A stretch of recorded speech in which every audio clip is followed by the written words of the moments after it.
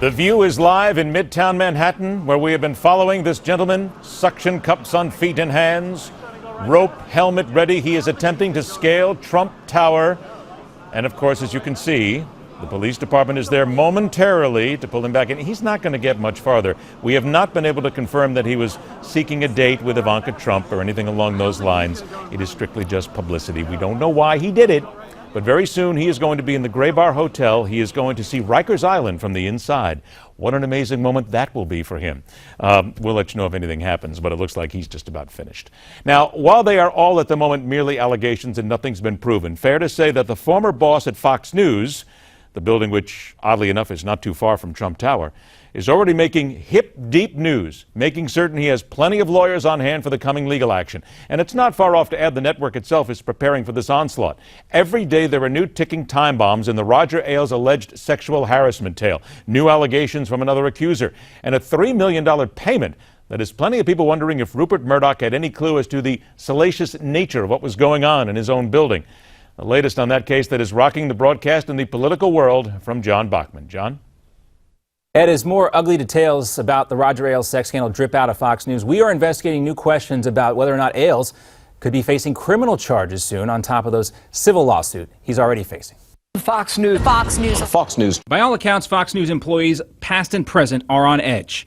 Andrea Tantaros is reportedly getting fired after joining Megyn Kelly and Gretchen Carlson on the growing list of former Ailes underlings accusing their boss of unwanted sexual advances. Carlson, who says Ailes requested a sexual quid pro quo to improve her career, is in the process of finalizing an 8-figure settlement. Rosebud. The whole thing is beginning to look like a remake of Citizen Kane, writes CNN legal analyst Paul Callan, who has also been on Newsmax and Fox News. Fox News always had a dark and foreboding feel, far different from any other networks, he says. Like it was all led by a powerful individual who would not hesitate to destroy perceived enemies. Several reports citing former Fox employees have revealed details about possible hush money, including a $3 million payment to former producer Lori Lunn. But was anything illegal going on? The embattled Ailes, who also advised President Nixon, reportedly ran a black ops room to spy on his Fox reporters, other journalists, and political enemies. Callan says, quote, unless evidence of illegal wiretaps, blackmail, extortion, video surveillance, computer hacking, or tax fraud emerges, the whole Fox scandal is likely to pass without a criminal charge ever being filed. Callan also says that Ailes is likely to look more like a pathetic version of an aged and overweight Don Draper than an unshaven and jowly Richard Nixon.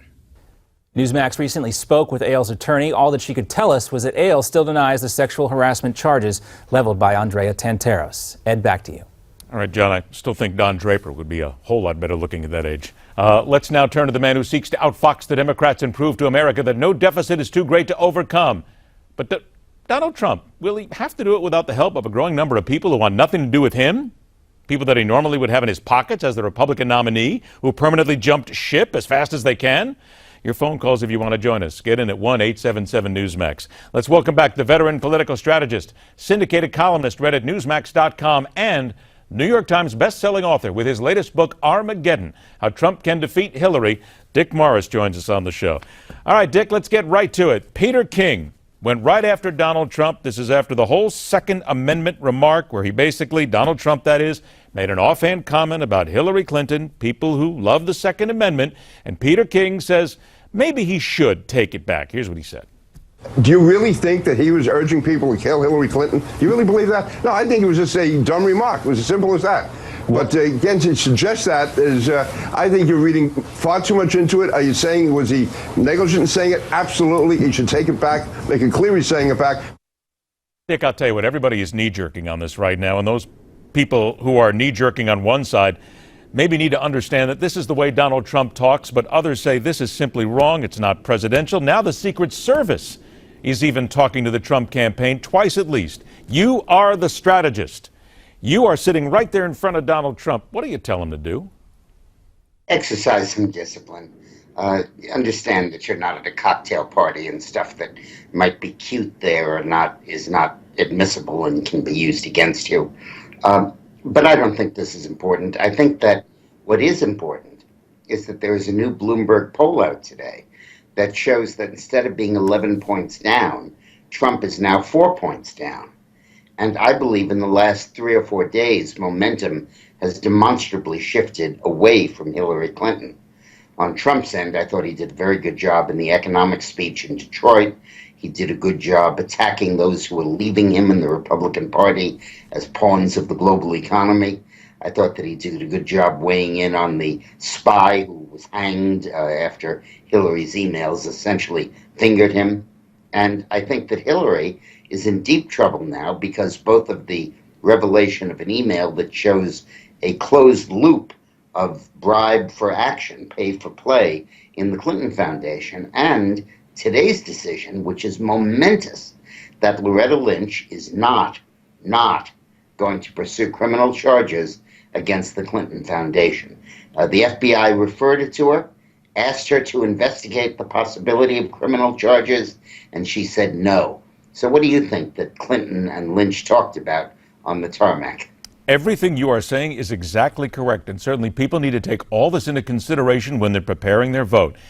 But back to that Bloomberg poll that you pointed out, the bad news for Donald Trump, 61% are now less impressed with his business and business practices. That is a key selling point of his candidacy.